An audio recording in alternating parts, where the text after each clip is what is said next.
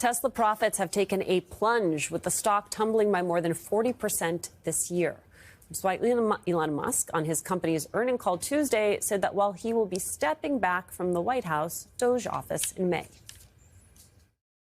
Starting probably in next month, May, my time allocation to DOGE will drop significantly. I'll have to continue doing it for, I think, probably the remainder of the president's term, just to make sure that the waste and fraud that we stop does not come roaring back. Joining me now to MSNBC political analyst Tim O'Brien, senior executive editor of Bloomberg Opinion, and Eddie Glaude, political scholar and professor at Princeton University. Their faces during the listening priceless. Emperor has no clothes. The emperor has no clothes, and I think this administration now is challenged as a whole for the American public to continue believing what they're saying. But Musk, in miniature, on this earnings call, demonstrated all of the problems. He's an authentic pioneer in the electronic vehicle industry and commercializing space. Notable successes there. That doesn't mean, however, that he's a universal genius. And Donald Trump brought him into the federal government to supposedly clean up government waste. He had no experience around any of it. He's actually done an enormous amount of damage. He's cleaned out agencies that were populated by workers who had experience and expertise he lacked. You can just look at an agency like the IRS, which... Did you see the Axios reporting about the fact that he and Scott Bessent got into a screaming match? Yes, yeah. And administrations have tried this before Trump. The Trump administration is not the first one to try to create an efficiency program within the federal bureaucracy. Sure. The Gore administration did it, but they did it surgically. They did it with people who knew what they were doing. And running or making the federal government more efficient is not like running a business, even though we hear that all the time. Businesses are bottom line oriented.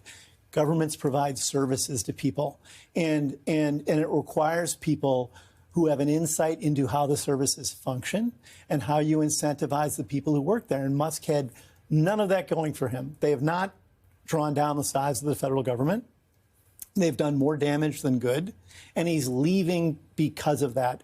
In addition to the fact that the profits at his company are down 71%. In part because of tariffs, but we'll get to that in a second. What does it say about the rest of us that we've allowed this to happen? I think I want to flip it. I mean, we have all the things that Tim just laid out about Musk, but I think it shows that everyday ordinary people, Americans, are making choices in reaction to things that they reject. So the 71% drop, right, is of course tied to tariffs and other, but it's also tied to the fact that people are making serious choices. They don't want to buy his products anymore. So you get even those who have their cars. You see bumper stickers. I bought this before Elon Musk went crazy. That sort of thing. And so I think it shows the power of everyday ordinary folk, right? That we can make a decision by what we decide to purchase, by what we decide to bring into our homes, right? And it can be a judgment. It can reveal a substantive judgment about what these people are doing. Did you see the sound? I'll play it for you. Congressman Byron Donalds, he was at a town hall on Monday, and this is what he heard from his constituents. What DOGE is doing right now is they're going through every agency and they're examining any contracts or any lack of efficiencies in spending federal dollars. This is something that I'm going to answer you. Elon Musk and DOGE have been authorized by the President of the United States.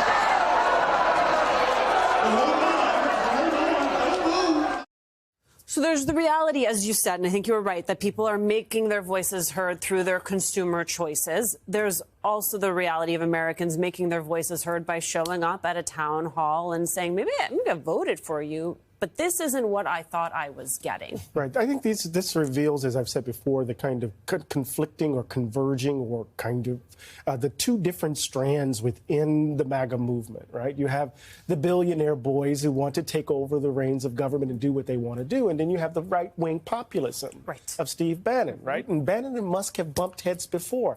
And so when we hear this sort of response, right, that is to say they didn't elect a billionaire to control government, right? Their idea was, in fact, to kind of shrink the size of government in light of their own suspicion of it, not to hand it over to a billionaire who's acting in self-interest. So that right-wing populist element of MAGA isn't going away, and it's making its voice known. What do you think that Doge or the Doge adjacent efforts look like without Musk there? I don't know. I mean, the whole thing to me was performative. You won't have the world's richest person running around a stage with a chainsaw over his head. But are we really going to miss that?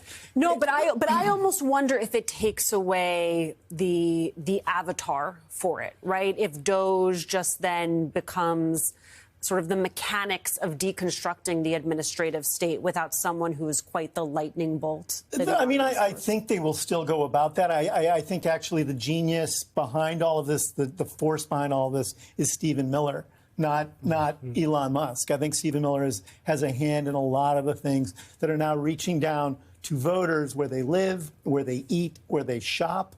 And the people I wish had known better or paid more attention before Trump got elected, because we saw this when Chuck Grassley did a town hall in Iowa, and they were outraged about due process getting trashed by the Trump administration. You have people now getting upset that the federal government and the services it provides are getting trashed.